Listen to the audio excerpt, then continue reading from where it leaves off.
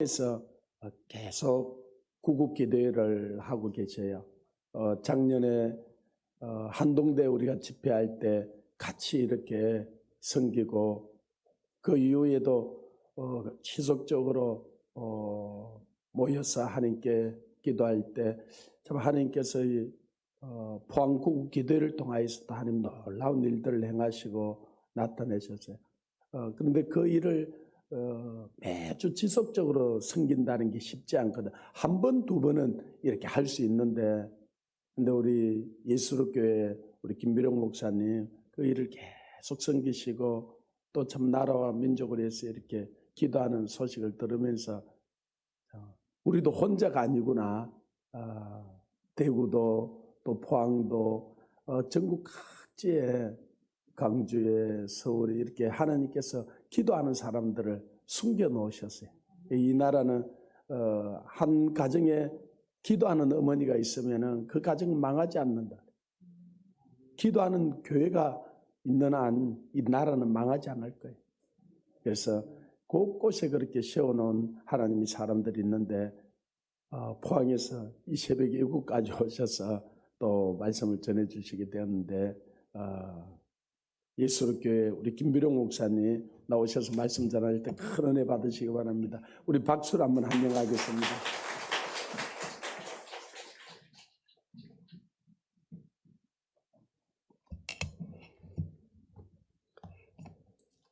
하나님 말씀 보시겠습니다. 하나님 말씀은 창세기 2장 22절로 25절까지 말씀입니다. 창세기 2장 22절로 25절까지 말씀입니다. 우리 한 절씩 교독하시겠습니다. 여호와 하나님이 아담에게서 취하신 그 갈빗대로 여자를 만드시고 그를 아담에게로 이끌어 오시니 아담이 이르되 이는 내 뼈 중에 뼈요 살 중에 살이라 이것을 남자에게서 취하였은즉 여자라 부르리라 하니라. 이러므로 남자가 부모를 떠나 그의 아내와 합하여 둘이 한 몸을 이룰지로다. 아담과 그의 아내 두 사람이 벌거벗었으나 부끄러워하지 아니하니라. 아멘. 우리 성경을 보면은 주제구가 있습니다. 한 장에 주제를 나타내는 구절이 있고 또 한 권의 책에 있어서도 주제를 함축하고 있는 구절이 있습니다. 한마디로 핵심을 담고 있는 그러한 내용들이 있다는 것입니다. 오늘 이 본문의 말씀은 하나님께서 인간을 창조하시고 아담을 먼저 창조하셨죠. 창조하시고 내린 명령이 있습니다. 선악과를 먹지 말라라는 명령이죠. 그리고 혼자 독차하는 것이 보기 좋지 않기 때문에 잠든 사이에 갈빗대를 취해서 함께 도울 배필 짝을 만듭니다. 그 짝을 만들어서 이제 아담에게로 데려가니까 이는 내 뼈 중에 뼈요 살 중에 살이라면서 매우 기뻐하는 모습이 나오는데 이때 이제 두 사람이 된 거예요. 두 사람이 됐을 때 또 두 사람에게 명령을 합니다. 말하자면은 두 사람 집단으로 있을 때에 처음으로 한 명령이 바로 24절부터 24절입니다. 다시 한번 읽어보겠습니다. 이러므로 남자가 부모를 떠나 그의 아내와 합하여 둘이 한 몸을 이룰지니라. 이게 뭐냐 하면은요, 태초로 내리신 여러 사람이래봤자 두 사람뿐이지만 두 사람에게 내린 하나님의 명령입니다. 이 두 사람 이상을 뭐라 하냐면요, 사회라 합니다. 사회. 한 사람은 개인이죠, 그죠? 개인이고 개인이 모였을 때 그것이 사회라 합니다. 사회는 굉장히 많은 종류가 있어요. 지금 이 교회 또는 선교회도 하나의 작은 사회고 마을도 사회라 하고요, 지역도 사회라 하고 또는 국가를 전체적으로 사회를 하기도 합니다. 사회는 굉장히 탄력적인 그러한 조직인데 이 하나님께서 사회를 향해서 처음 내리신 명령이 뭐냐면은 오늘 읽어본 24절 부모를 떠나서 아내와 한 몸이 될지어다라는 그 명령입니다. 그러면은 이 명령이 어떻게 해서 중요한가? 딴 게 아니고요. 하나님께서 이 땅에 인간이 살 수 있도록 조치를 하신 다음에 창조를 하신 다음에 그 다음에 이제 아담을 만들잖아요. 아담을 만들고 하와를 만들므로써 하나님께서 가정, 사회, 국가 이 모든 사회를 이루어가는 근본 질서를 지금 선포하신 겁니다. 한마디로 이 구절은요, 정말 중요한 구절 중에 하나입니다. 어떤 의미에서요? 하나님께서 계획하신 이 지구상의 사회를 또는 가정을 또는 교회를 어떠한 조직체로 어떠한 방법으로 결합하여 확장시켜 나갈 것인가라는 것을 근본적으로 선포하고 있는 근원 구절입니다. 근본 구절이에요. 너무너무 중요한 구절입니다. 하나님께서 이 구절을 얼마나 중요하게 여기시는가? 그것은요, 이 구절을 어겼을 때 하나님께서 어떻게 처벌하시는가를 보면은 분명하게 나옵니다. 성경은 동성애 사건에 대해서 처벌하는 규정, 하나님께서 직접 처벌하는 규정을 2번 나옵니다. 2번. 물론 레위기에 보면요, 동성애는 죄라고 선포하는 구절도 있고 또 신약에 바울도 죄라고 선포했습니다만은 하나님께서 이 동성애, 일련의 동성애 사건이 포함된 그러한 사회를 어떻게 처벌하셨는지를 보면 과연 하나님께서 이 지으신 이 명령, 태초에 사회를 향한 이 명령이 얼마나 무게가 있고 또 무서운 명령인지 우리는 잘 알 수 있는 것입니다. 첫 번째 사건이 어디서 나오느냐? 바로 소돔과 고모라성 사건입니다. 여러분 다 아시죠? 그때 어떻게 됩니까?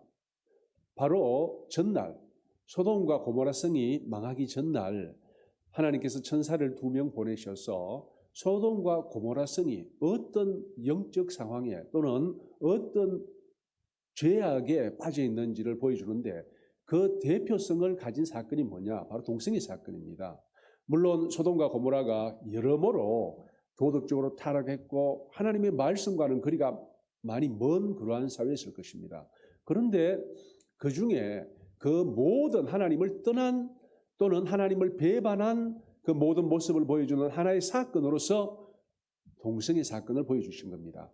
바로 이 천사 2명을 강간하려고 그 도시에 살던 남자들이 모여와서 내놔라. 그렇게 요구한 것입니다. 무슨 말이냐? 단적으로 그 이 사회, 소돔과 고모라 그 주위의 성들의 사회가 얼마나 하나님을 대적하고 말씀을 배반하는 사회였는지 그 사건 하나로 보여준다는 거예요. 자, 그 사건에 대한 보응이 어땠습니까? 여러분 다 알고 있습니다. 그 다음날 이른 아침에 롯의 가족을 급히 피신시키고 그리고 하늘에서 직접 징벌을 합니다. 불이 내려와서 산 것은 다 태워버리는 무시무시한 벌을 내리는 겁니다. 하나님께서 이렇게 무시무시한 벌을 지역사회에 내린 겁니다. 왜요? 그 지역사회가 얼마나 타락했고 하나님을 떠나와 있는지, 특히 하나님께서 최초로 사회에 명령하신 이 명령을 어겼을 때 어떠한 결과를 초래하는지를 단적으로 보여준 사건이 바로 소돔과 고모라성 사건입니다. 성경에는 또 하나의 더 사건이 있습니다. 그것은 뭐냐면요, 사사기에 나오는 레위인의 첩 사건이에요. 여러분 다 아시고 계시죠? 레위인의 첩, 레위인이 첩이 있어서 문제가 생겨서 자기 집으로 가버렸어요. 데리고 오는 과정에 데려오다가 베냐민 지파의 마을에 머물렀습니다. 그런데 그들이 또 어떻게 합니까? 밤에 그 이 레위인 남자가 그 마을에 온 것을 보고 또 강간하려고 그 남자들이 모여듭니다. 내놔라고 합니다. 그때 그 사건을 이제 하나님께서는 어떻게 벌하시는지 보게 되면은 하나님께서 다른 건 몰라도 이 집단적인 동성애 사건, 이 사회를 하나님의 그 태초의 명령을 어기는 그 사회에 대한 사건, 그 범죄에 대해서 하나님께서 어떻게 처벌하는지 우리는 분명히 알 수 있습니다. 결국 그 남자 대신 여자를 내보냅니다. 첩을 내보냅니다.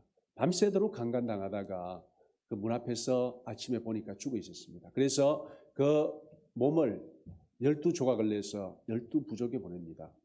그래서 이제 12부족 연맹체가 모이게 되죠. 도대체 이게 무슨 일이냐? 자초지종을 알아보니까 베냐민 지파가 그렇게 했다는 겁니다.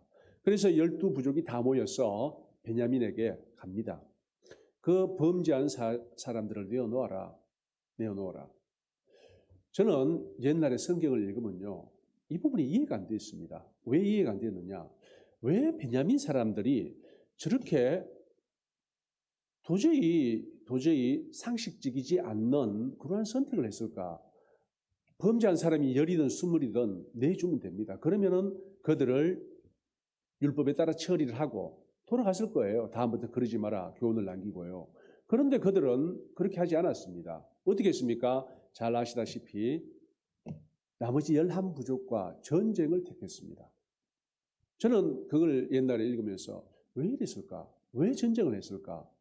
베냐민 지파는 그렇게 대단한 지파도 아닌데, 유대 지파가 좀 크지만 어떻게 베냐민 지파가 나머지 11지파와 전쟁을 할 생각을 할까? 실제로 그 11지파의 군대는 다 동원되어서 지금 출정해 있습니다. 그리고 이제 그 힘으로 이제 밀어붙이는 거죠. 죄인들 내놓지 않으면 너희들하고 전쟁한다. 그랬을 때 베냐민 지파는 내놓지 않았습니다. 결국 전쟁을 했어요. 1차전에서 연합군이 22,000명 죽습니다. 저는 또 이해가 안 된 게 왜 죽었을까? 왜 11대 1로 싸우는데 22,000명이 죽었을까? 그 당시 22,000명이면 어떠한 숫자냐면요, 한 부족의 전사자 숫자입니다. 전사들, 싸우는 사람들의 숫자가 그들입니다. 나중에 이 베냐민 지파에서 죽은 사람들의 숫자가 얼마냐면요, 25,000명이라고 나옵니다. 25,000명이 뭐냐? 베냐민 사람들 거의 다 죽었거든요. 전사들이. 그때 25,000명이니까 22,000명이 죽었으면은 거의 한 부족이 당한 거예요. 정말 이해가 안 됐습니다. 11대 1로 싸우는데 어떻게 질 수가 있을까라는 거예요. 그래서 이제 또 2차전이 붙습니다. 2차전일 때는 어떻게 되는지 여러분 다 아시죠? 18,000명이 죽습니다. 연합군이요. 2차전도 패배합니다. 또 저도 이해가 안 됐어요. 왜 또 졌을까? 무슨 이유 때문에 이렇게 2번 연속해서 베냐민 지파가 졌을까? 그런데 이제는 저는요, 이 부분에 대해서 환하게 이해됩니다. 너무나도 옛날에 이해되지 않았던 분들이 지금은 너무나도 잘 이해됩니다. 하나님이 그렇게 하셨어요. 마치 어떤 사건과 같냐면은 출애굽할 때 모세를 통하여 내 백성이 나를 예비하게 나간다. 내보내주라. 라고 말씀을 선포했을 때 애굽의 바로가 어떻게 했습니까? 애굽 왕은 듣지 않았습니다. 몇 번까지요? 10번까지 듣지 않았습니다. 10번의 재앙을 통해서 살아계신 하나님을 확실하게 경험했어요. 그런데 10번 후에 어떻게 됩니까? 장자의 죽음을 통해서 다 나갔지만 나중에 다시 따라붙입니다. 자기의 정예 부대들을 다 끌고 따라붙이는데 나중에 어떻게 됩니까? 그들마저 홍해에서 수장되고 맙니다. 그 이후로 한참 동안 그들은 국력의 많은 부분을 상실하고 다시 이 이스라엘을, 유대를 칠 엄두를 못 냅니다. 왜요? 그때 거의 국력이 괴멸되기 때문에 그래요. 왜 그랬습니까? 하나님께서 그들의 마음이 완악해지고 그리고 그들의 멸망을 자초하도록 내버려 두신 거예요. 자, 그렇다면은 왜 하나님께서는 그들을 내버려 두셨을까? 첫 번째 사울 때에 죄인들만 20명쯤 내주면 될 텐데 왜 그렇게 사울을 택했고, 또 첫 싸움에서 왜 연합군이 졌으며 또 두 번째 싸움에서 왜 연합군이 졌는가? 그래서 결국은 거의 2개 부족에 해당되는 전사자를 내는 결과를 초래하고 세 번째 전쟁에는 어떻게 됩니까? 이깁니다. 바로 이 세 번째 전쟁에 이기기 위해서 그렇게 했다고 저는 믿습니다. 왜 그랬느냐? 만약에 첫 번째 전쟁에서 이겼으면 어떻게 될까요? 아마 저쪽에서 수천 명 죽었겠죠. 죽고 끝냈을 겁니다. 끝내고 다시 죄 지은 그 사람들을 다 불러내라. 죽이고 그 다음에 다음부터 이러지 마라 하고 끝났을 겁니다.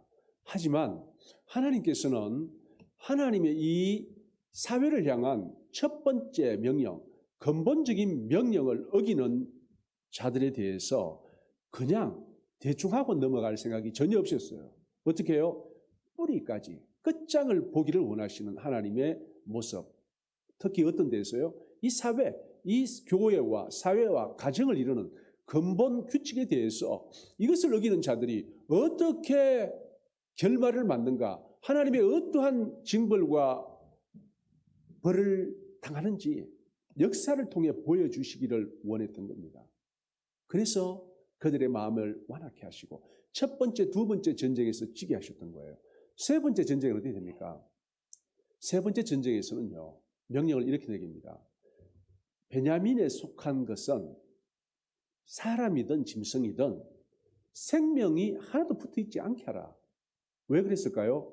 이미 2개 부족, 1개 반 부족 정도에 되는 전사들이 죽었습니다.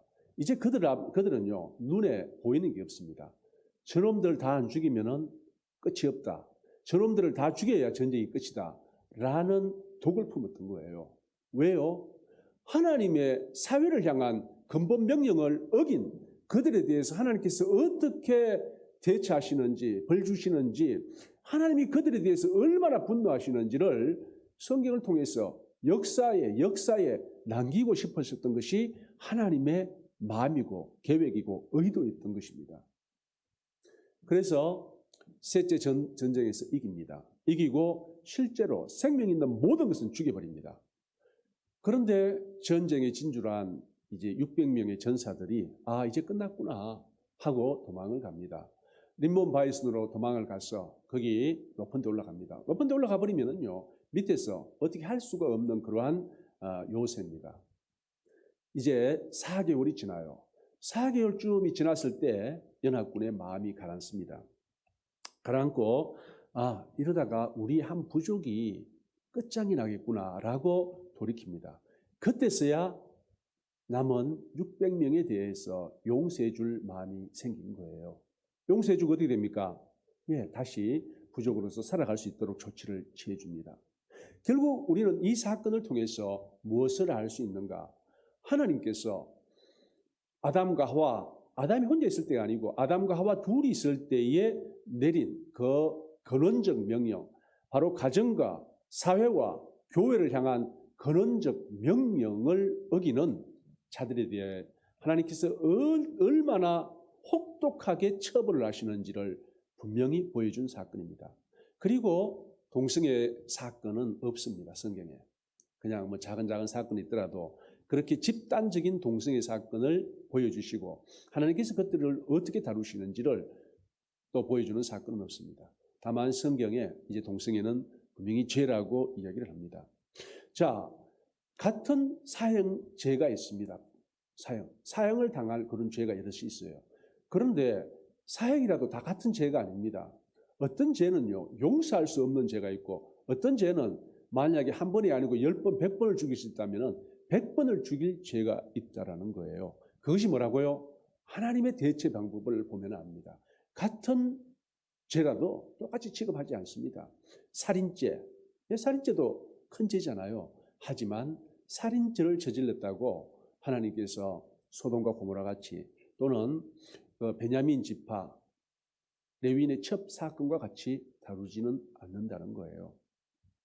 자, 이렇게 근원적인 명령이 있습니다. 근원적인 규칙이 있고요. 제가 좀 전에 말씀드린 이 창세기 2장 24절 이 구절은요, 가정, 교회, 사회, 특히 인간이 모여서 이루어가는 그 사회를 통제하는 다스리는 하나님의 근원적인 명령입니다. 세상 사람들은 그것을 다르게 볼 수도 있어요. 예수를 안 믿고 성경을 안 믿는다면은 자기 마음대로 인간적으로 해석할 수 있겠지만 우리 성경을 하나님의 말씀이고 진리고 생명보다 중요하다고 여긴다면요, 이 말씀을 성경 그대로 믿고 받아들이고 우리가 따라야 되는 겁니다. 자, 세상에도 마찬가지입니다. 우리 대한민국에도 정말 중요한 대한민국을 근본적으로 규정짓는 그러한 규정들이 있습니다. 대부분 어디 있냐면 헌법에 있습니다. 헌법에 있는데 헌법에 여러 가지 많은 규정들과 조항들이 있는데 그 중에서도 핵심적으로 정말 중요한 그러한 단어, 규정들이 있다라는 거예요. 그것이 여러분은 뭐라고 생각하십니까? 바로 그것이 자유입니다. 자유. 우리 헌법의 자유는요, 전문에 나와 있습니다. 헌법의 정신을 나타내는 전문, 그러니까 1조, 2조 들어가기 전에 헌법 정신을 나타내는 그러한 표현한 구절이 내용이 좀 있습니다. 거기에 보면은 자유민주적 질서라고 나와 있어요.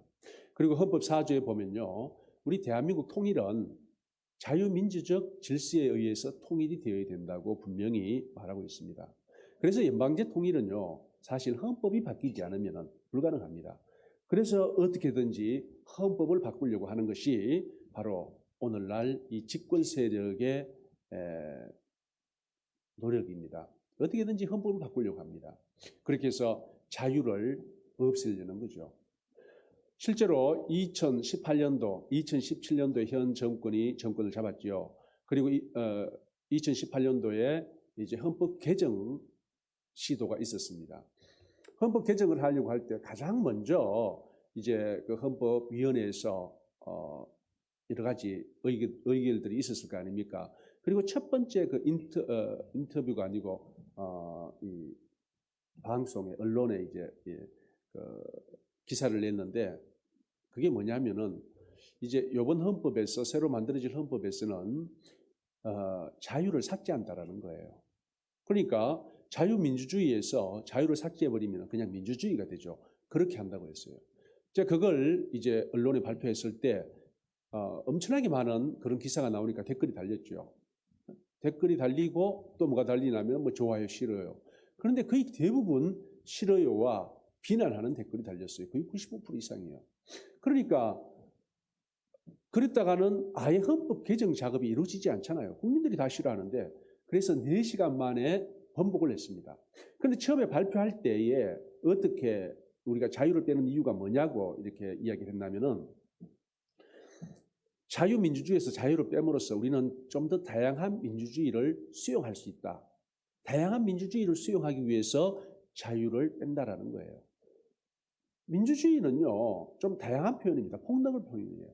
그런데 그 다양한 민주주의를 제한하는 게 있어요. 바로 자유라는 말로 민주주의 성격을 자유민주주의로 제한해버리는 거예요.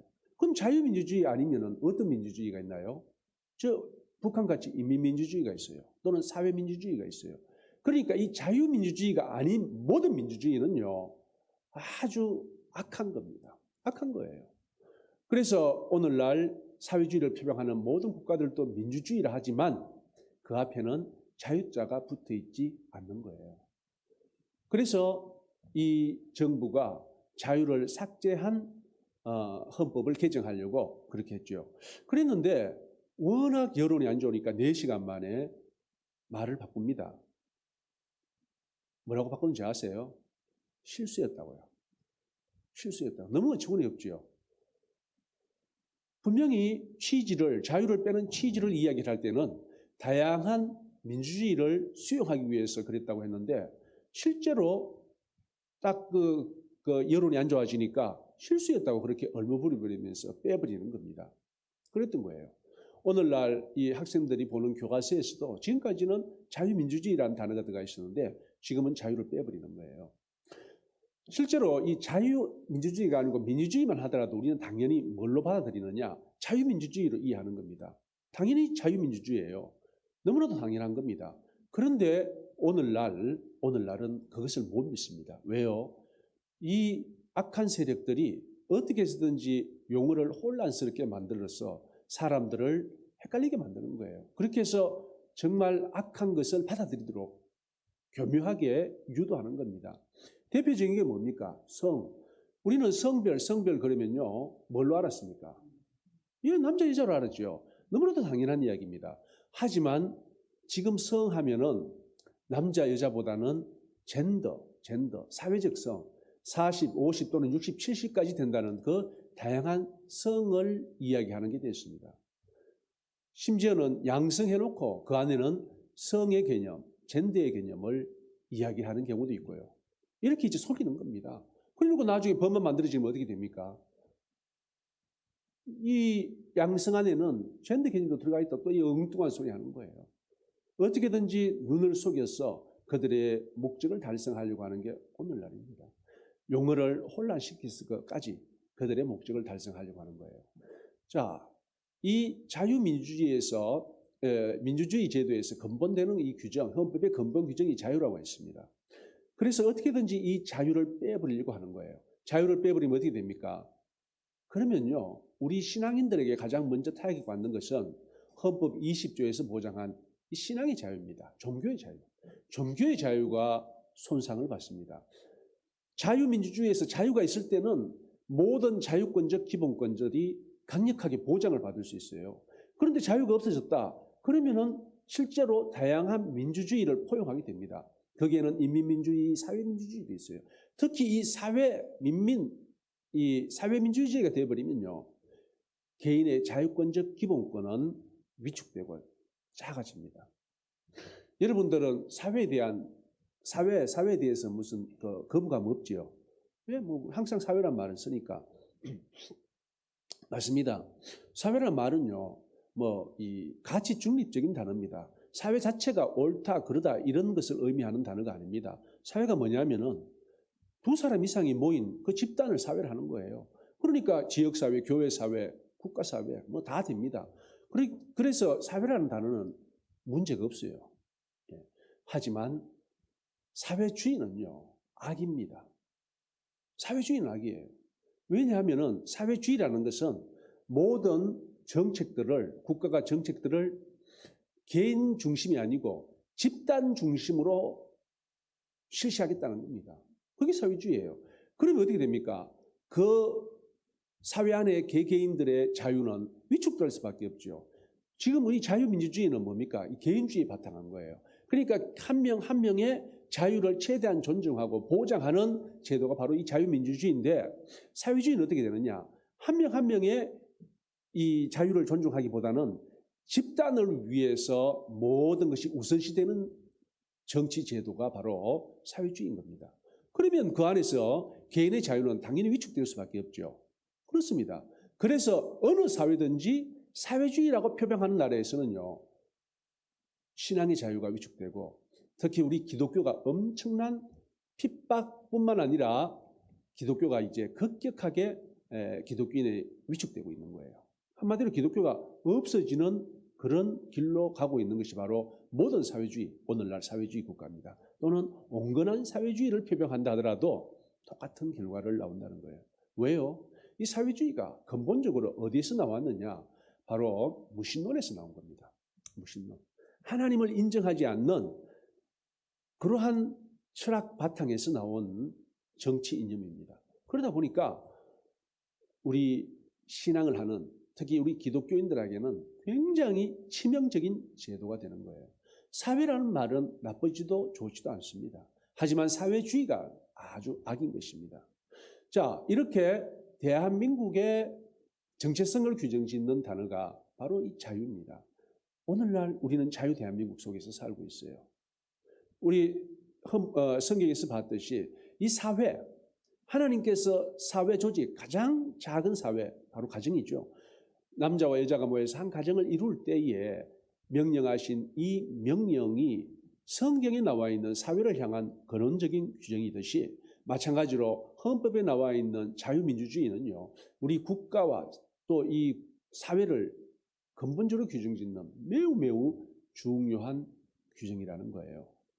자, 옛날에 이 하나님의 명령을 깨트리는 자가 있었습니다. 누굽니까? 우리의 싸움은 누굽니까? 에베소서 6장 12절에 보면요, 정사, 권세, 어둠의 세상 주관자들, 하늘에 있는 악한 영들이라 했습니다. 바로 이 세력들이 결국 뭐합니까? 하나님의 일을 끝까지 방해하고 있는 것입니다.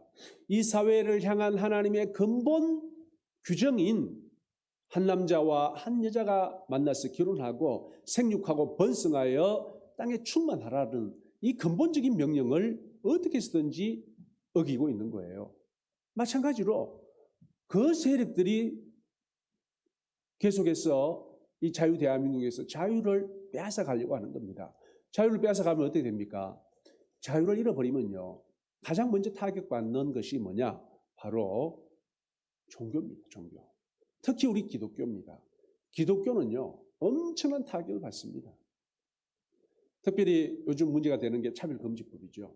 차별금지법이 돼버리면요, 어떻게 됩니까? 잘 아시다시피 이 기독교는요, 제가 볼 때는 10년 지나면 10분의 1만 남을 겁니다. 10년 지나면 10분의 1만 남을 겁니다. 그리고 그렇게 되는 것을 누가 가장 좋아하겠어요?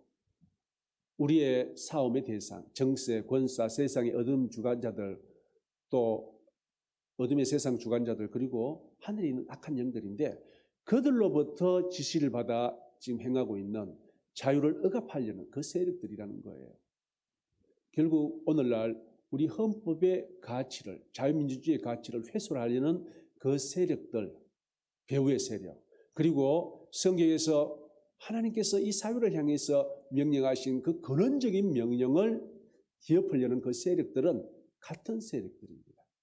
겉보기에는 다를지 몰라도 그 뒷배경은 똑같은 세력들인 거예요. 그러면은 우리 여기서 이제 어떤 국가관이 나와야 됩니까? 로마서 13장에 보면은 국가에 대한 자세가 나옵니다. 국가에 대한 자세. 자, 한번 제가 찾아서 읽어볼게요. 로마서 13장. 13장 제가 한번 읽어보겠습니다. 1절, 2절. 각 사람은 위에 있는 권세들에게 복종하라. 권세는 하나님으로부터 나지 않음이 없나니 모든 권세는 다 하나님께서 정하신 바라. 2절. 그러므로 권세를 거스르는 자는 하나님의 명을 거스름이니 거스르는 자들은 심판을 자취하리라.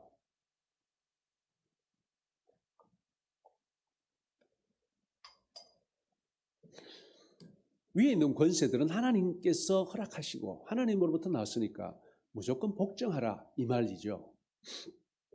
자, 그런데 우리가 에베소서 6장 12절에 보면 뭡니까? 우리의 싸움의 상대는 누구라고 합니까?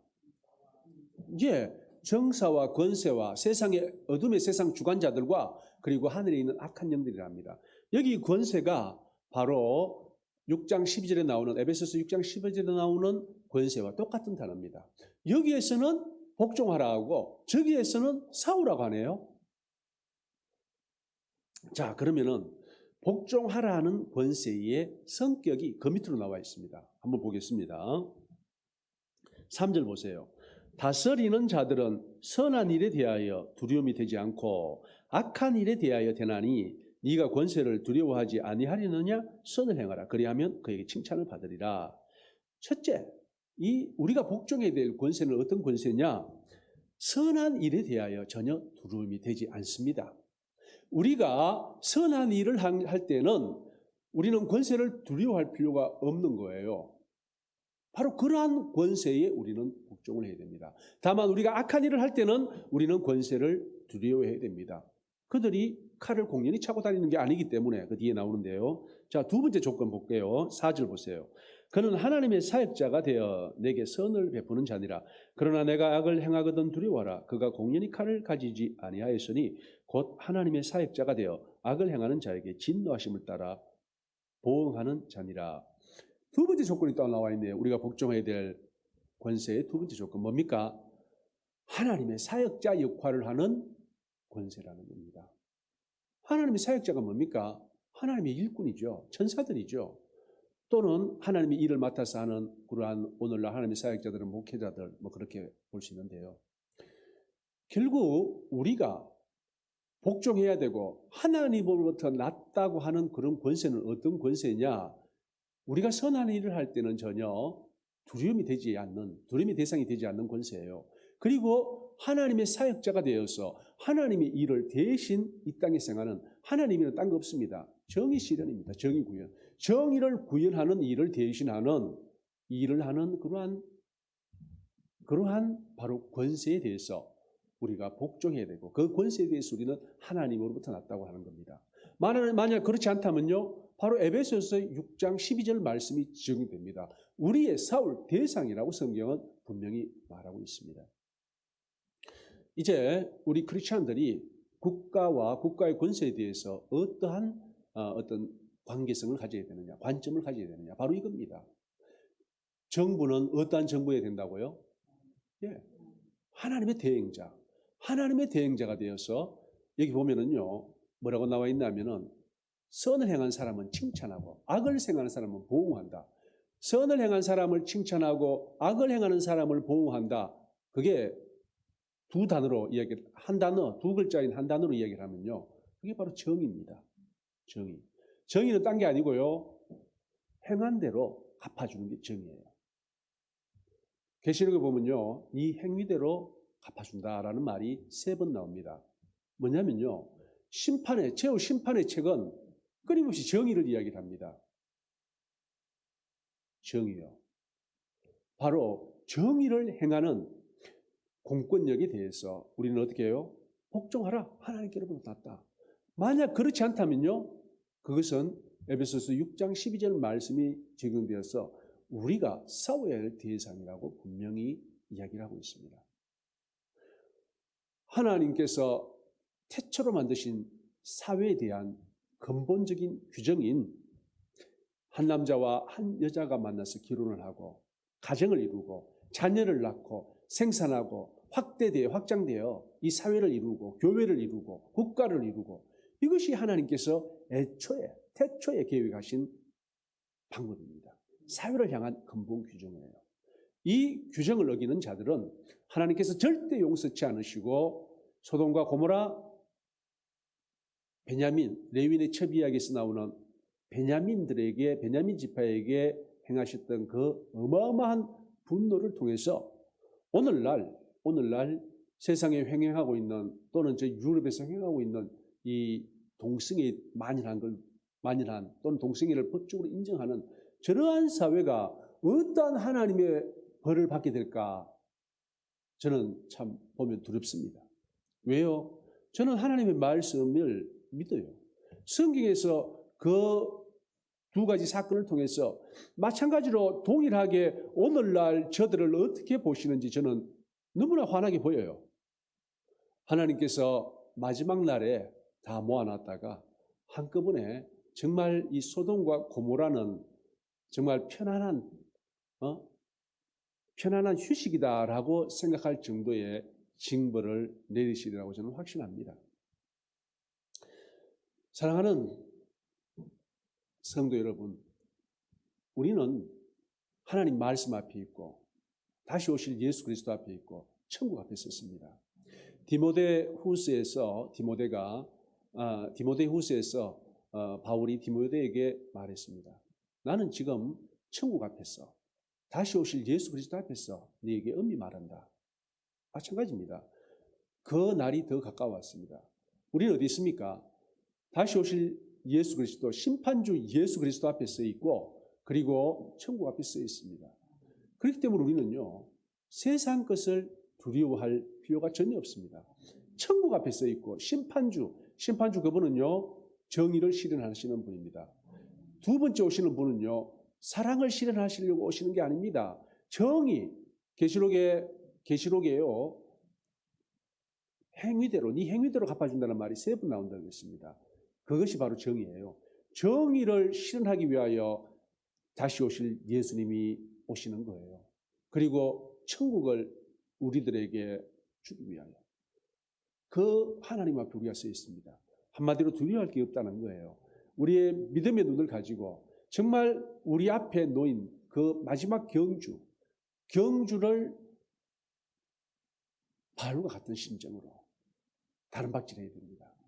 그 사람에게 하나님께서는 우리가 이 땅에서 흘린 땀, 노력, 여러 가지 모든 것에 비교할 수 없는 풍성한 보상으로 갚아준다는 겁니다. 그 보상을 바라보고 사도 바울도 그렇게 열심히 뛰어갔던 거예요. 이제 우리가 할 일은 자명합니다. 우리 앞에 놓인 목적은 당연합니다. 바로 하나님의 말씀을 우리 목숨을 걸고 실현하는 겁니다. 그 사람만이 하나님이 기뻐하시는 삶을 살 사람이고 그 사람만이 주님이 언제 오시더라도 아멘 주 예수의 오시옵소서 도적과 같이 맞이하지 않고 반갑고 기쁘고 즐겁게 맞이할 수 있는 사람인 것입니다. 우리 모두 그러한 주님을 맞이하는 하나님의 자녀 다 되시기를 예수님의 이름으로 축원드립니다. 할렐루야. 아버지 하나님 감사합니다. 전능하신 아버지 하나님을 찬양합니다. 저희들은 다시 오실 심판주 예수님 앞에 섰습니다. 천국 앞에 서 있습니다. 사도 바울께서 아들 같고 제자 같은 디모데에게 한 이야기입니다. 저희들도 동일하게 그 앞에 섰습니다. 이제 다시 오실 예수 그리스도를 바라보고 목숨까지 아끼지 않는 저희 모두가 되어 하나님의 영광을 드러내고 뜻을 이루어드리게 하여 주시옵소서. 감사드리옵고 예수님 이름 받들어 기도드리옵나이다. 아멘.